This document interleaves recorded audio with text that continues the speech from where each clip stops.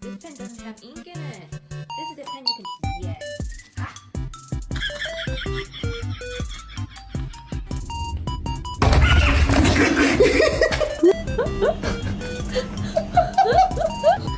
Ma!